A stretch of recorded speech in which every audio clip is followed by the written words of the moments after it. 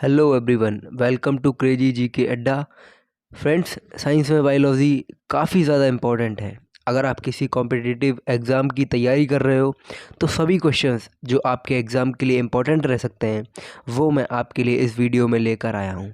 Friends, अगर आप किसी भी एग्ज़ाम की तैयारी कर रहे हो, चाहे यूपीएससी की तैयारी कर रहे हो, एसएससी की तैयारी कर रहे हो, पीसीएस की तैयारी कर रहे हो, रेलवे डिफेंस एग्ज़ाम की या पुलिस एग्ज़ाम, पटवारी एग्ज़ाम, किसी भी एग्ज़ाम की तैयारी कर रहे हो जिसमें फ्रेंड्स साइंस आता है, उसमें बायोलॉजी के काफ़ी ज़्यादा क्वेश्चंस पूछे जाते हैं। तो चलिए फ्रेंड्स स्टार्ट करते हैं फर्स्ट क्वेश्चन से। फर्स्ट क्वेश्चन है, मानव शरीर के किस अंग को हमारे शरीर का रासायनिक कारखाना कहा जाता है? आपका आंसर है ऑप्शन बी, लिवर। जो लिवर होता है फ्रेंड्स, उसे यकृत ग्रंथि भी कहते हैं। और फ्रेंड्स, आपसे एग्ज़ाम में एक क्वेश्चन भी पूछा जाता है कि मानव शरीर की सबसे बड़ी ग्रंथि कौन सी है, तो वो है लिवर या यकृत ग्रंथि। यानी कि जो लिवर है वो हमारे शरीर की सबसे बड़ी ग्रंथि भी है और इसे हमारे शरीर का रासायनिक कारखाना भी कहा जाता है। आपने ये याद रखना है फ्रेंड्स। आपका नेक्स्ट क्वेश्चन है, मानव शरीर के किस अंग से नेफ्रॉन का संबंध है? आपका आंसर है ऑप्शन बी, उत्सर्जन प्रणाली। उत्सर्जन प्रणाली को हम एक्सक्रीटरी सिस्टम भी बोलते हैं। और आपसे फ्रेंड्स एग्जाम में एक क्वेश्चन और पूछा जाता है कि जो गुर्दा होता है, जिसे हम किडनी भी बोलते हैं, इसकी कार्यात्मक यूनिट क्या होती है? तो उसका जवाब भी नेफ्रॉन होगा। आपका नेक्स्ट क्वेश्चन है, निम्न में कौन मानव त्वचा को रंग प्रदान करता है? आपका आंसर है ऑप्शन ए, मेलानिन। मेलानिन जो एक रंजक होता है या जो मेलानिन पिगमेंट होता है फ्रेंड्स, ये मानव त्वचा को रंग प्रदान करता है। अगर किसी का जो रंग गोरा होता है या किसी का डार्क होता है तो वो बेसिकली मेलानिन जो रंजक होता है यानी मेलानिन जो पिगमेंट होता है फ्रेंड्स, वही रंग प्रदान करता है। ये आपने याद रखना है फ्रेंड्स, ये क्वेश्चन एग्ज़ाम में पूछा गया है। नेक्स्ट क्वेश्चन ले लेते हैं। हीमोग्लोबिन डैश का मुख्य घटक है। आपका क्वेश्चन है, हीमोग्लोबिन डैश का मुख्य घटक है। आपका आंसर है ऑप्शन ए, आरबीसी। आपका आंसर है ऑप्शन ए, आरबीसी। आरबीसी जिसका फुल फॉर्म होता है फ्रेंड्स रेड ब्लड सेल्स, जिसका फुल फॉर्म होता है रेड ब्लड सेल्स। ये आरबीसी का फुल फॉर्म होता है, ठीक है, ये आपने याद रखना है। हिंदी में इसे लाल रुधिर कोशिकाएं कहते हैं। हिंदी में इसे लाल रुधिर कोशिकाएं भी कहते हैं। और एग्ज़ाम में जो आरबीसी का साइंटिफिक नेम होता है वो काफ़ी पूछा जाता है, तो आपको याद रखना है वो है एरिथ्रोसाइट। और इसका जो जीवन काल होता है यानी कि जो लाइफ साइकिल होता है वो 120 दिनों का होता है। ये भी आपने याद रखना है। तो फ्रेंड्स, हीमोग्लोबिन आरबीसी का मुख्य घटक होता है। नेक्स्ट क्वेश्चन ले लेते हैं। उस ग्रंथि का नाम बताएं जो अन्य अंतःस्रावी ग्रंथियों के कार्यों को नियंत्रित करता है। आपका आंसर है ऑप्शन ए, पिट्यूटरी ग्रंथि। पिट्यूटरी ग्रंथि को भी हम फ्रेंड्स पीयूष ग्रंथि या मास्टर ग्रंथि भी बोलते हैं। क्या बोलते हैं? पीयूष ग्रंथि या मास्टर ग्रंथि। और ये फ्रेंड्स कहाँ पर पाया जाता है? ये जो हमारा ब्रेन होता है उसके निचले हिस्से में पाया जाता है, ठीक है, ये जो पीयूष ग्रंथि है। और इसका जो आकार होता है फ्रेंड्स, वो मटर के दाने जितना आकार होता है, उसका उतना इसका आकार होता है पीयूष ग्रंथि का, जिसे हम मास्टर ग्रंथि भी कहते हैं। और ये अंतःस्रावी ग्रंथियों के कार्यों को नियंत्रित करता है, पीयूष ग्रंथि। ये भी आपने याद रखना है फ्रेंड्स। नेक्स्ट क्वेश्चन ले लेते हैं। मानव शरीर की कौन सी कोशिकाएं प्रायः मानव शरीर के सैनिक कहलाते हैं? आपका आंसर है ऑप्शन बी, डब्ल्यूबीसी। डब्ल्यूबीसी का फुल फॉर्म होता है friends white blood cells. Hindi में बोलते हैं इसको श्वेत रक्त कोशिकाएं, ठीक है, और ये हमारे शरीर के सैनिक भी कहलाते हैं। बेसिकली फ्रेंड्स इसका काम क्या होता है, ये बॉडी को इन्फेक्शन से और बैक्टीरिया से बचाता है डब्ल्यूबीसी, ठीक है, इसलिए ये मानव शरीर के सैनिक कहलाते हैं, ठीक है, ये भी आपने ध्यान रखना है। और इसका जो साइंटिफिक नेम होता है फ्रेंड्स वो होता है ल्यूकोसाइट। मैंने अभी आपको बताया था जैसे आरबीसी का एरिथ्रोसाइट होता है, वैसे ही WBC का साइंटिफिक नेम ल्यूकोसाइट होता है। ये भी एग्ज़ाम में पूछा जाता है। जितनी भी एडिशनल इन्फॉर्मेशन दे रहा हूँ फ्रेंड्स, वो सब आपके लिए इंपॉर्टेंट है और एग्ज़ाम में पूछे जाते हैं।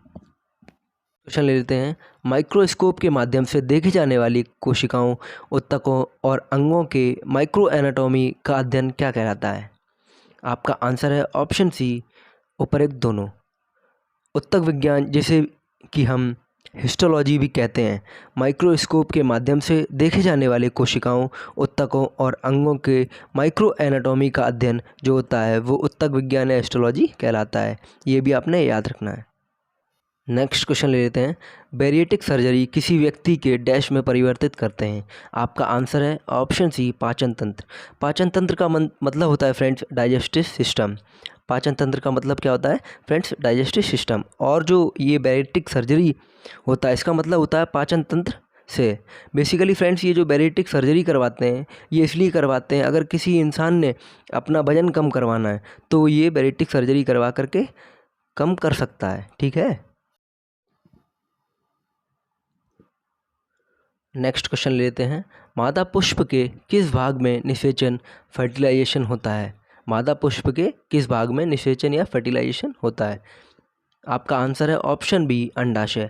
मादा पुष्प का जो अंडाशय वाला भाग होता है यहाँ पर निषेचन की प्रक्रिया होती है, या आप बोल सकते हैं फर्टिलाइजेशन की प्रक्रिया होती है। ये आपने याद रखना है। मादा पुष्प के किस भाग में निषेचन या फर्टिलाइजेशन की प्रक्रिया होती है? तो वो होता है अंडाशय में। ये आपने याद रखना है फ्रेंड्स। ये इंपॉर्टेंट क्वेश्चन है, ये एग्ज़ाम में पूछे जाने वाले क्वेश्चंस हैं, ये आपको याद रखना है। नेक्स्ट क्वेश्चन ले लेते हैं। DNA मुख्य रूप से कोशिका के डैश में संग्रहित होती है? आपका आंसर है ऑप्शन ए, नाभिक। नाभिक को हम फ्रेंड्स न्यूक्लियस भी बोलते हैं, और जो DNA मुख्य रूप से कोशिका का नाभिक में संग्रहित होता है ये मैंने आपको बताया। फ्रेंड्स, यहाँ पे ना बात हुई है DNA की। DNA का फुल फॉर्म होता है डीऑक्सी राइबो न्यूक्लिक एसिड।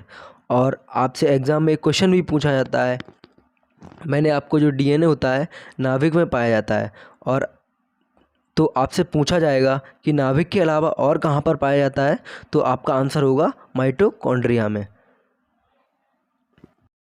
तो आपको याद रखना है फ्रेंड्स, DNA मुख्य रूप से कोशिका के नाभिक में संग्रहित होती है।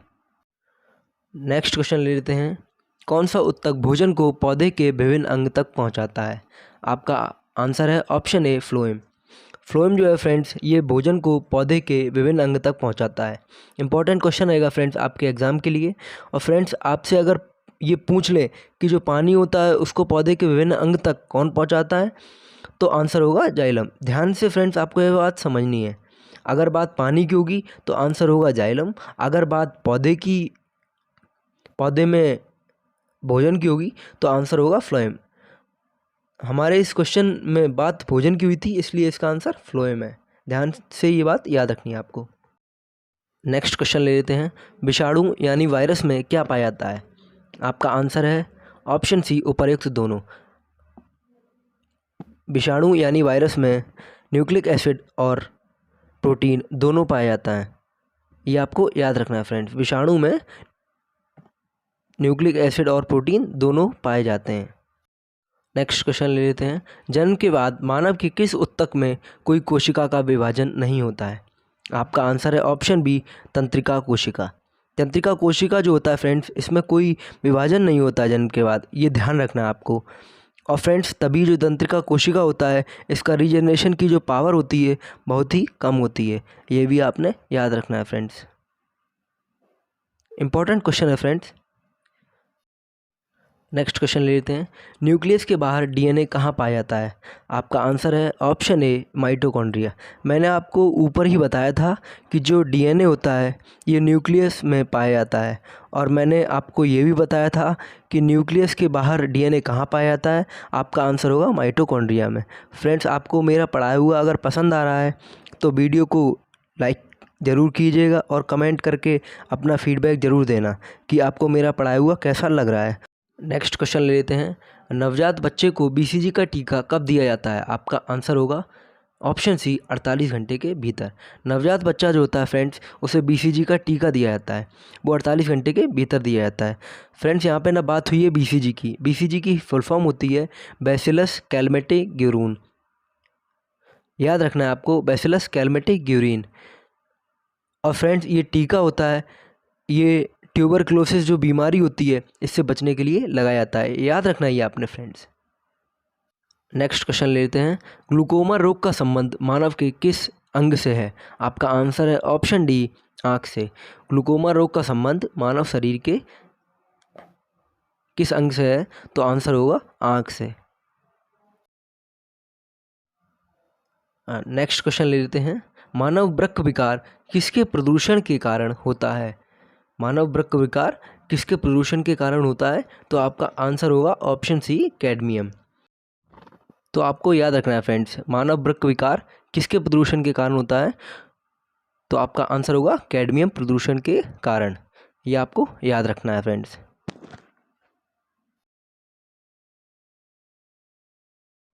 नेक्स्ट क्वेश्चन ले लेते हैं। किस वैज्ञानिक ने DNA का विश्लेषण सबसे पहले किया था? आपका क्वेश्चन है, किस वैज्ञानिक ने DNA का विश्लेषण सबसे पहले किया था? आपका आंसर है ऑप्शन बी, वाटसन और क्रिक ने। नेक्स्ट क्वेश्चन ले लेते हैं। जन्म से पहले बच्चे में लिंग का निर्धारण किया जाता है। आपका क्वेश्चन है, जन्म से पहले बच्चे में लिंग का निर्धारण किया जाता है। आपका आंसर है माँ के भ्रूण से। नेक्स्ट क्वेश्चन ले लेते हैं। थायराइड ग्रंथि का खराब होने का कारण क्या है? आपका आंसर है आयोडीन की कमी। याद रखना है फ्रेंड्स, थायराइड ग्रंथि का खराब होने का मुख्य कारण आयोडीन की कमी है। नेक्स्ट क्वेश्चन ले लेते हैं। बात परागण या एनेमोफिली पॉलिनेशन किसके द्वारा होता है? बात परागण या एनेमोफिली पॉलिनेशन किसके द्वारा होता है? तो आपका आंसर है ऑप्शन सी, वायु द्वारा। नेक्स्ट क्वेश्चन ले लेते हैं। निम्न में से किसमें प्रति ग्राम प्रोटीन की मात्रा सबसे अधिक होती है? आपका आंसर है ऑप्शन सी, सोयाबीन। सोयाबीन में प्रोटीन की मात्रा सबसे ज़्यादा होती है। नेक्स्ट क्वेश्चन ले लेते हैं। कौन सा हार्मोन स्तन से दूध निकालने में मदद करता है? जब बच्चा स्तन से दूध निकालने में मदद करता है। आपका आंसर है ऑप्शन ए, प्रोलैक्टिन। नेक्स्ट क्वेश्चन ले लेते हैं। उभयचरों, जलचरों या एम्फीबियंस के अध्ययन संबंधित विज्ञान को क्या कहते हैं? आपका आंसर है ऑप्शन ए, उभय श्रव्य विज्ञान। नेक्स्ट क्वेश्चन लेते हैं। किस पोषक तत्व की कमी से आँखों की बीमारी रतौंधी होती है? आपका आंसर है option C, vitamin A. Friends, रतौंधी की बीमारी को नाइट ब्लाइंडनेस भी बोलते हैं। इसमें आपको रात के अंधेरे में कुछ भी नहीं दिखाई देता। ये आपको याद रखना है फ्रेंड्स। नेक्स्ट क्वेश्चन कर लेते हैं। किसी इंसान को हाइपरमेट्रोपिया है, नेत्र रोग विशेषज्ञ उसकी दृष्टि को ठीक करने के लिए किस प्रकार के लेंस का सुझाव देंगे? आपका आंसर होगा ऑप्शन बी, उत्तल लेंस। फ्रेंड्स, यहाँ पर बात हुई है हाइपरमेट्रोपिया बीमारी की। आपको ये पता होना चाहिए जो हाइपरमेट्रोपिया बीमारी है ये आँखों की बीमारी से संबंधित है। क्या है? आँखों की बीमारी से संबंधित है। इस बीमारी में फ्रेंड्स क्या है कि किसी भी इंसान को अगर ये बीमारी होगी तो उसे क्या होता है, दूर का दिखाई देता है लेकिन पास का दिखाई नहीं देता है। ये क्वेश्चन इंपॉर्टेंट है फ्रेंड्स, याद रखना है आपको। नेक्स्ट क्वेश्चन कर लेते हैं। हीमोग्लोबिन और मायोग्लोबिन दोनों के गठन के लिए डैश की आवश्यकता होती है। आपका आंसर है ऑप्शन सी, आयरन। हीमोग्लोबिन और मायोग्लोबिन दोनों के गठन के लिए आयरन की आवश्यकता होती है। और फ्रेंड्स, आयरन का सिंबल होता है Fe। नेक्स्ट क्वेश्चन कर लेते हैं। मृदा संरक्षक की उस विधि को क्या कहते हैं जिसमें तटीय प्रदेशों और शुष्क प्रदेशों में पवन गति को रोकने के लिए वयस्क वृक्ष कतारों में लगाए जाते हैं ताकि मृदा आवरण को बचाया जा सके? आपका उत्तर होगा ऑप्शन ए, रक्षक मेखलाएं। नेक्स्ट क्वेश्चन कर लेते हैं फ्रेंड्स। नेरिस फेरेटिमा, केचुआ तथा हीरुडिनेरिया रक्तचूसक जोंक किस संघ का उदाहरण है? आपका आंसर है ऑप्शन बी एनेलिडा। कोशिका का शक्तिगृह किसे कहा जाता है? आपका आंसर है ऑप्शन सी उपर्युक्त दोनों। फ्रेंड्स, माइटोकॉन्ड्रिया को सूत्रकणिका भी बोलते हैं, ये आपको याद रखना है फ्रेंड्स। कोशिका का शक्तिगृह किसे कहा जाता है? तो वो होगा सूत्रकणिका या माइटोकॉन्ड्रिया। नेक्स्ट क्वेश्चन कर लेते हैं। जीवाणु की खोज किसने की थी? आपका आंसर है ऑप्शन ए एंटोनी ल्यूवेनहॉक।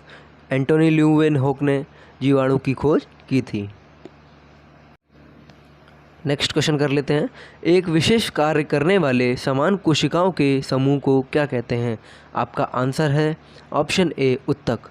उत्तक को फ्रेंड्स टिश्यू भी बोलते हैं, ये आपको याद रखना है फ्रेंड्स। नेक्स्ट क्वेश्चन कर लेते हैं। कौन सा रेशा सबसे मजबूत रेशे के रूप में जाना जाता है? आपका आंसर है ऑप्शन ए रेशम।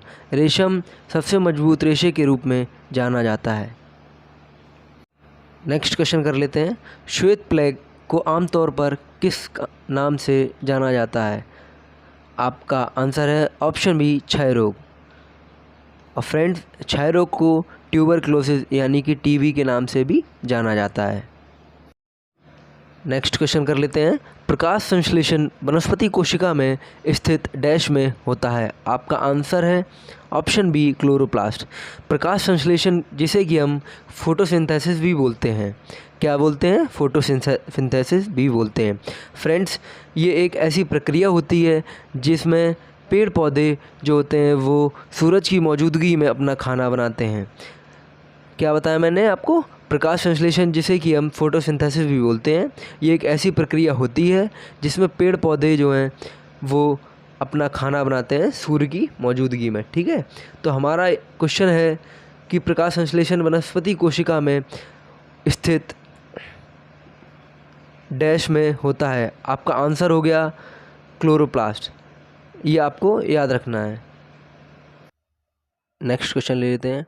कौन सी कोशिकाएं पौधों के विभिन्न अंगों को जन्म देती हैं और पौधों को बढ़ने में मदद करती हैं? आपका आंसर है ऑप्शन सी मेरिस्टेमेटिक। आपका आंसर है ऑप्शन सी मेरिस्टेमेटिक, ये आपको याद रखना है फ्रेंड्स।